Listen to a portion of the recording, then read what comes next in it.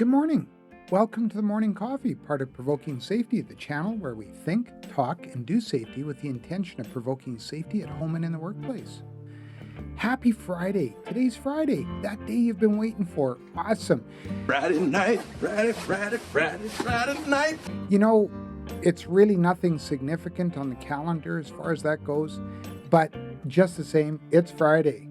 Yeah, yay. I thought I'd change it up. Yes, the headlines did state that someone got hurt at work, someone got really injured at work, and even worse yet, of course, more tragic circumstances at work. In fact, I read an article about that had a good outcome. The emergency procedures for two people that were on a swing stage scaffold on a building. The scaffold collapsed and their line saved them and they just had to be rescued. Yay, good thing. But, I thought I'd change up a bit and talk about why these people get injured, just in a pictorial sense. We're going to look at some pictures, yeah. Now, these pictures are sent to me. Some I've actually found on the internet myself. And, wow. Keep in mind, every single one of these, there's a rule saying you shouldn't do this. There's a law saying you shouldn't do this. There should be written procedures in the workplace saying you shouldn't do this. There should be inspections taking place that note that this shouldn't occur and correcting them. Anyway, enough said. This is one I have seen quite frequently in industry and the many workplaces I've worked. And you got heavy stuff stuffed in front of a door. And it also looks like somebody sort of like jerry-rigged the fire extinguisher so it's easier to get to because it's obstructed as well. Plus, we have the fire alarm is obstructed, and so we have an emergency entrance, or emergency exit, obstructed by sandbag shelves, all sorts of other flotsam and stuff. We have the fire extinguisher is obstructed, and the fire alarm is obstructed. If the fire alarm or the fire marshal, saw this, wow, I don't know what would occur. But that's just one picture. Stay tuned. We got more. Now, this is a very brave person, if you ask me. I don't exactly know how far this guy's going to fall. We've got 3 stories for sure, possibly 4. Yeah, wow. The thing that all of these pictures have in common, and these are when someone's working, they're not as though they're doing something at home to fix. These are people employed doing things, which is not cool.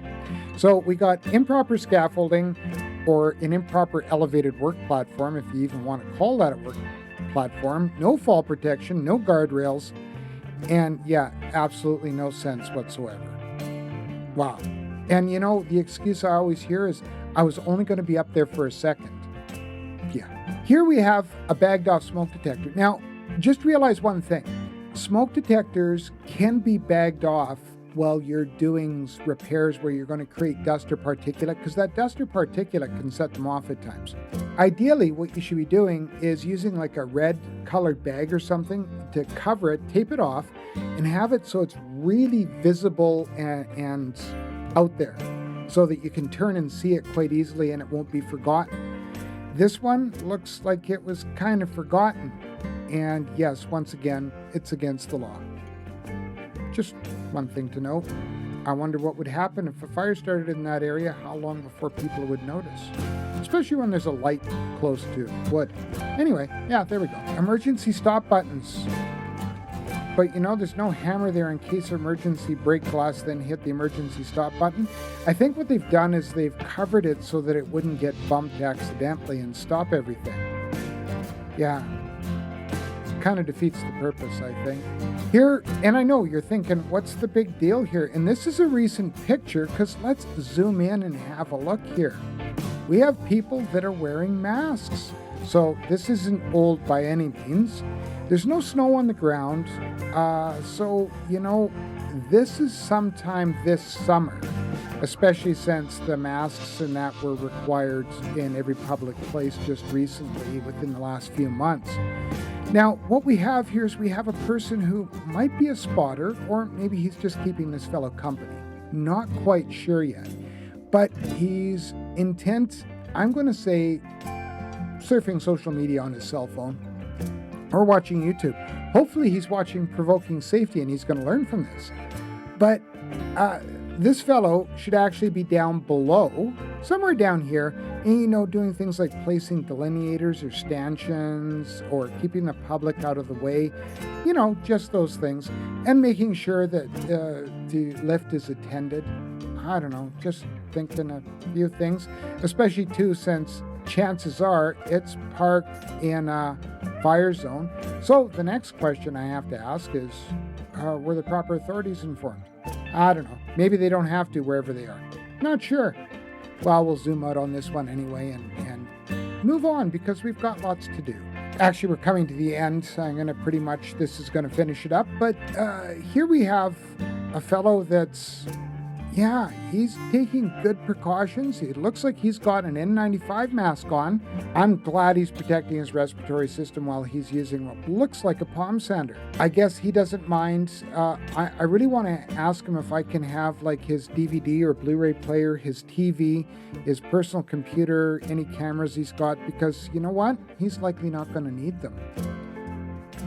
People will keep doing these things because a lot of times safety is time consuming and it just adds time to the job, and we want to get to it that much quicker. It's human nature. Hey, we want to get her done. But pre-planning for work, risk assessments and hazard assessments, and then using the proper protective equipment and the proper controls to eliminate or significantly reduce the hazards is going to go a long way to saving limbs and lives. Anyway, that's it for today. Just want to wish everybody an excellent weekend. Have a good weekend. Hope you enjoy the weekend. Have a great weekend. If you like the content, do me a favor, just zap that like button.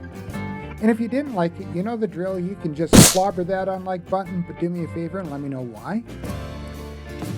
If you haven't done so already, click that subscribe button. Just give it a click and then ding the bell and you'll get notified of new content.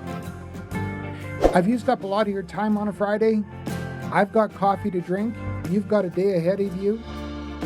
Until I see you on Monday, think safety, talk safety, and do safety with the intention of provoking it at home and in the workplace. Take care. Have a good weekend. Bye for now.